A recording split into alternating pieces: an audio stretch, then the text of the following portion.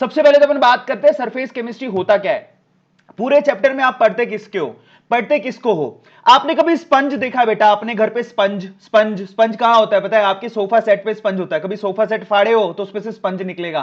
तो स्पंज की खास बात क्या होती है? अगर आपने स्पंज को, जो स्पंज होता है उसको पानी में डाल दिया सपोज, तो पानी में डालते हो फूल जाता है। कभी देखा होगा आपने, जैसे आप स्पंज को पानी में डालोगे वो फूल जाएगा। तो बेसिकली उसने क्या किया, सारा का सारा पानी अपने अंदर सोख लिया।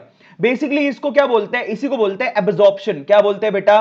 That is called absorption. पानी जो है बेसिकली स्पंज के अंदर तक चला गया। तो बेसिकली एब्जॉर्प्शन का मतलब क्या होता है? एब्जॉर्प्शन का मतलब है यहां पर कोई एक सब्सटेंस है जो दूसरे सब्सटेंस में पूरी तरह से अंदर तक घुल चुका है, यूनिफॉर्मली घुल चुका है, इसको एब्जॉर्प्शन कहते हैं। लेकिन हमें इस चैप्टर में एब्जॉर्प्शन नहीं पढ़ना, हमें क्या पढ़ना है? एडजॉर्प्शन पढ़ना है। तो बेसिकली एब्जॉर्प्शन जो होता है वो बल्क फिनोमिना है। बल्क फिनोमिना का मतलब क्या है? एक चीज दूसरे चीज में पूरी अच्छी तरीके से अंदर तक घुल जाती है, कहीं भी आपको दिखेगा नहीं, यहां पर यूनिफॉर्मिटी दिखेगी, हर एक जगह पर आपको स्पंज के अंदर पानी दिखेगा। ऐसा कोई कॉर्नर नहीं है अगर आप डुबाने के बाद अगर ढूंढोगे तो वहां पर पानी नहीं है। आता है समझ में? So that is a bulk phenomena. आपको सबको समझ में आ गया। लेकिन हमें यहां पर एब्जॉर्प्शन नहीं पढ़ना। लेकिन फिर भी अगर कोई पूछे तो एब्जॉर्प्शन का एग्जांपल दो, तो आपने घर पे चाय पी होगी, मम्मी ने आपको चाय पिलाई होगी, तो जब आप उसमें बिस्किट आप डुबोते हैं तो वो क्या है? बेसिकली वो एक एब्जॉर्प्शन का फिनोमिना होता है। गुलाब जामुन के अंदर आपने कभी देखा हो चाशनी, है ना, ये मिट्टी मिट्टी चाशनी। चाशनी क्या होता है? एब्जॉर्प्शन फिनोमिना है, पूरे गुलाब जामुन के अंदर तक घुसी होती है।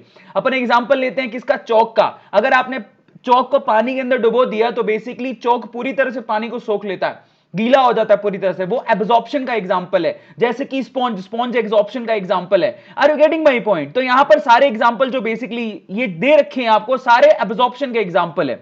अब मजे की बात देखो, यहां पर जो काम की बात है ना उसके ऊपर चलते हैं।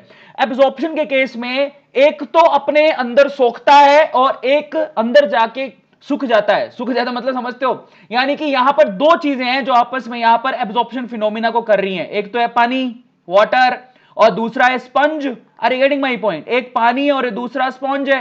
तो यहां पर इन दोनों को बोलते क्या है? यहां पर इन दोनों को बोलते क्या है? तो बेसिकली आप लोग देखो, जो सोखता है यानी कि स्पॉन्ज, ये बेसिकली क्या कहलाता है?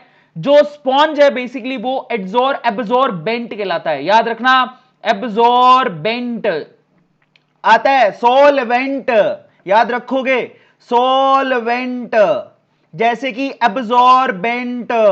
तो स्पॉन्ज को एब्जॉर्बेंट बोलेंगे, लेकिन यह जो पानी है जो खुद उसके अंदर घुस रहा है, बेसिकली उस पानी को क्या बोलते हैं? उस पानी को बोलते हैं एब्जॉर्बेट। क्या बोलते हैं? एब्जॉर्बेट। तो यहां पर दो टर्म हो गई, एक तो एब्जॉर्बेट, दूसरा एब्जॉर्बेंट। जो बेसिकली एब्जॉर्ब हुआ है वो एब्जॉर्बेट कहलाता है, जो एब्जॉर्ब करेगा वो एब्जॉर्बेंट कहलाता है। सबको समझ में आ गया? इसको आप ऐसे याद रखते हो, सॉल्यूट और सॉल्वेंट। तो एब्जॉर्बेट जो होता है वो सॉल्यूट होता है। Are you getting my point? ये तो हमारे पास सॉल्यूट है। तो बेसिकली स्पॉन्ज क्या हो गया? स्पॉन्ज हमारे लिए solvent. Are you getting my point?